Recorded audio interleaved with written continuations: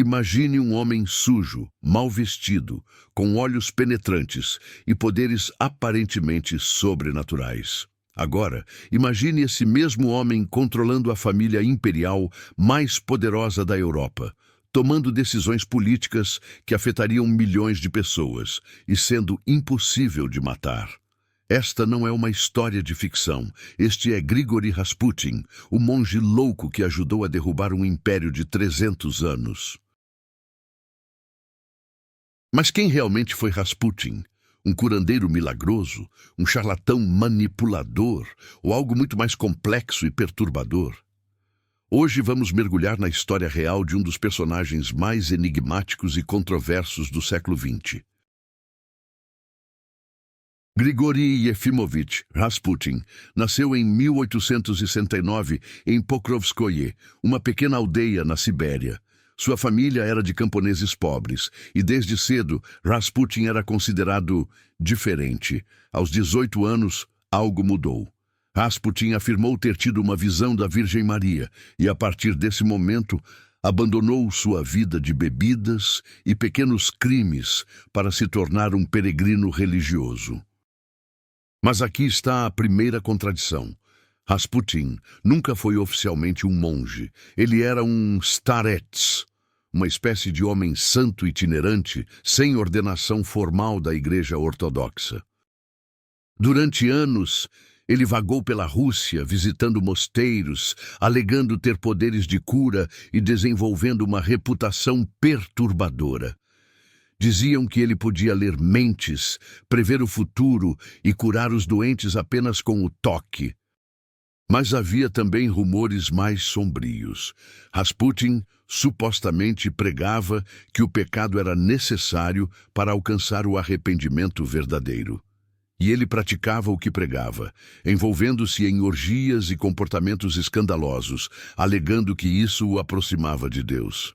Em 1903, Rasputin chegou a São Petersburgo, a capital imperial, e foi lá que sua verdadeira história começou. Em 1905, Rasputin foi apresentado ao czar Nicolau II e à czarina Alexandra. O Império Russo estava em crise. Greves, revoltas e uma guerra desastrosa contra o Japão abalavam o país. Mas o maior desespero da família imperial era pessoal.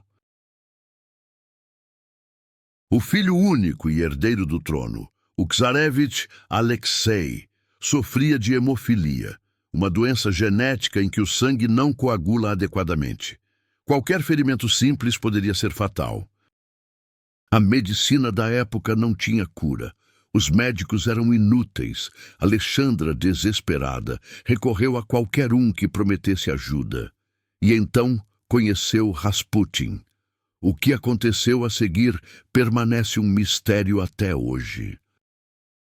Em várias ocasiões, quando Alexei estava à beira da morte com hemorragias internas, Rasputin será chamado. Ele entrava no quarto, orava, tocava a criança e, milagrosamente, o menino melhorava. Como isso era possível? Existem teorias. Teoria médica. Rasputin pode ter simplesmente acalmado o menino, reduzindo seu estresse e pressão arterial, o que naturalmente ajudaria a controlar o sangramento. Teoria da manipulação. Alguns historiadores sugerem que Rasputin tinha informantes entre os médicos e esperava os momentos em que o menino naturalmente melhoraria para fazer suas intervenções. Teoria da hipnose. Rasputin era conhecido por ter um olhar intenso e hipnótico. Talvez ele usasse técnicas de hipnose primitivas. Mas para Alexandra não importava como. Rasputin havia salvado seu filho e ela passou a acreditar que ele era um enviado de Deus. E foi assim que um camponês analfabeto da Sibéria se tornou a pessoa mais poderosa da Rússia. Com acesso ilimitado à família imperial, Rasputin começou a exercer influência sobre as decisões políticas da Rússia. Ele indicava ministros, demitia generais, interferia em nomeações da igreja. E fazia tudo isso sem nenhum cargo oficial. Apenas através de sua influência sobre Alexandra, a nobreza russa estava furiosa. Como um camponês bêbado e imoral poderia controlar o império? E Rasputin não fazia questão de esconder seu estilo de vida.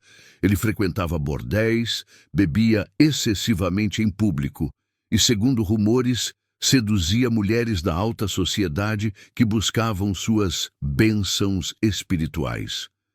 Havia até acusações de que ele tinha um relacionamento impróprio com a própria czarina, algo quase certamente falso, mas que destruía a reputação da família imperial. Em 1914, a Primeira Guerra Mundial estourou, e aqui Rasputin cometeu seu erro mais mortal. Ele se opôs à guerra, prevendo corretamente que ela destruiria a Rússia. Mas quando o czar Nicolau II partiu para comandar as tropas, deixando Alexandra no comando, Rasputin efetivamente passou a governar a Rússia. E foi um desastre. Ministros competentes foram demitidos e substituídos por incompetentes leais a Rasputin. A economia entrou em colapso. Milhões de soldados morreram em batalhas mal planejadas. A fome se espalhou. A população russa começou a culpar Rasputin por tudo. Ele se tornou o símbolo de tudo que estava errado com a monarquia. E um grupo de nobres decidiu que ele tinha que morrer. Na noite de 29 de dezembro de 1916, Rasputin foi convidado para o palácio do príncipe Félix Yusupov, um dos homens mais ricos da Rússia. Era uma armadilha.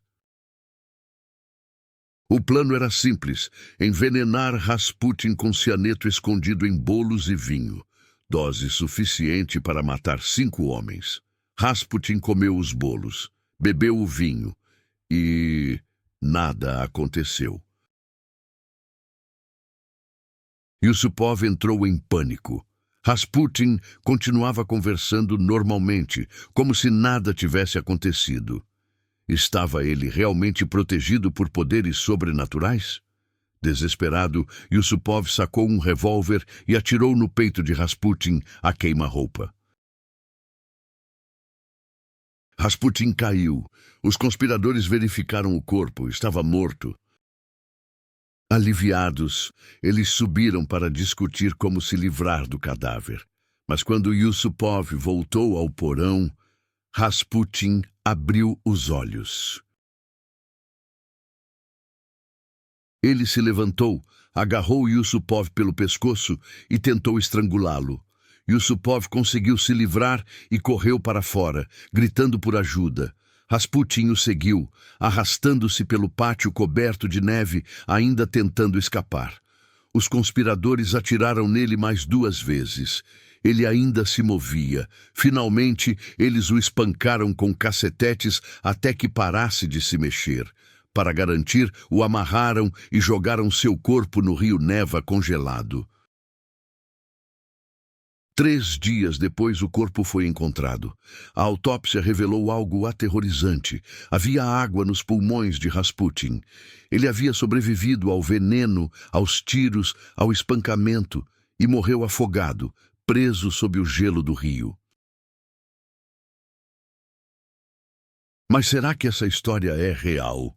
Historiadores modernos têm dúvidas. Não há evidências do cianeto e alguns detalhes foram provavelmente exagerados por Yusupov anos depois.